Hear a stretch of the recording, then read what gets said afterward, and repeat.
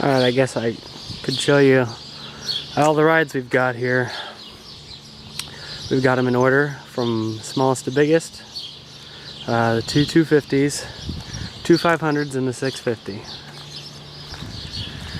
So, where should we start? Well, this is the first one we got. It's a 2001. It's the first year that the Rubicon came out. We've had it these 10 years, 11 years. And it's been good, actually. It's ran real well. We've had to replace the electronics for the shifting one time. That's because it sits out. You can see how pink it is. I mean, it is pink now. There's hardly any red left. And let's see, it's been flipped. It landed end over end, going up a big hill. You can kind of see how this front bar is really bent in, and the frame is crooked and broken in places. And so you can kind of see it's also lopsided. But the tires are low too, so that doesn't help it. And so the it steers a lot harder, and it's rusty. But otherwise, it runs really well for how old it is. No major engine problems, I guess. And we had to replace the screen once because it gets all foggy, like the one that's next to us right now. And this, I believe, is 2004. And it's a little updated compared to this one. They didn't change much. Like, one of the biggest differences, I guess, is the wheels, really. There's a little bit design difference, but otherwise, mechanically, it's identical.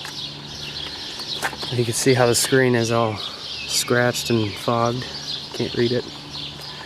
And this one has the we put on a to switch from 2 to 4-wheel drive, since usually it's all-wheel drive.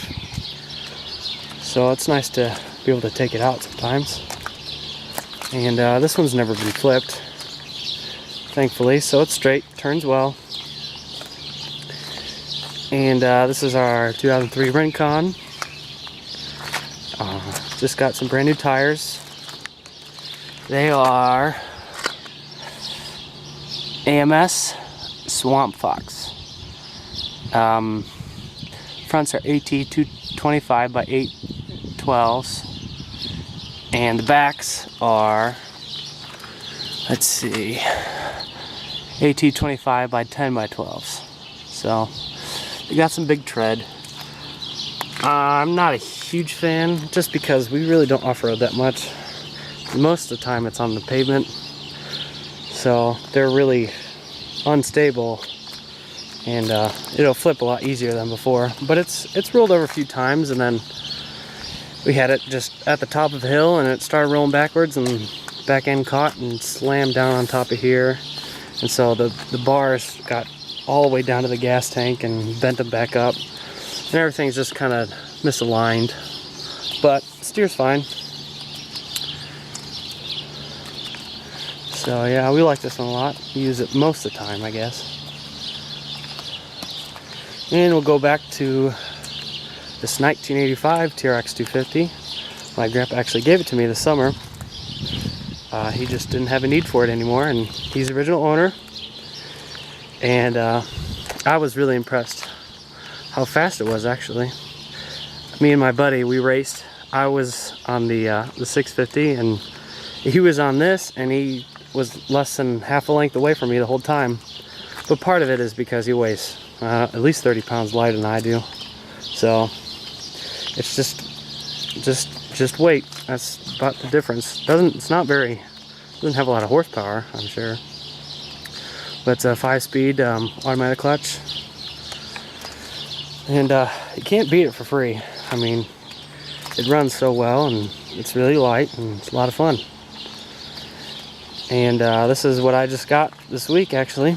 I traded it for, I had a 2008 CRF 150RB, and I traded that for an 06 250R.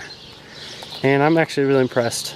At first I wasn't quite sure, because I just wasn't used to how how differently it acts when it's worn in. Like the clutch feels a little worn and the gear shift is really notchy. And I wasn't sure because I was so used to a brand new bike. But now the more I ride it, I mean, it's just substantially faster, and more importantly, it doesn't bottom out. Suspension is meant for my weight. I weigh about 185, and weight limit for a 150 was 150. So yeah, well, I guess I'll start them all up for you, see what it sounds like.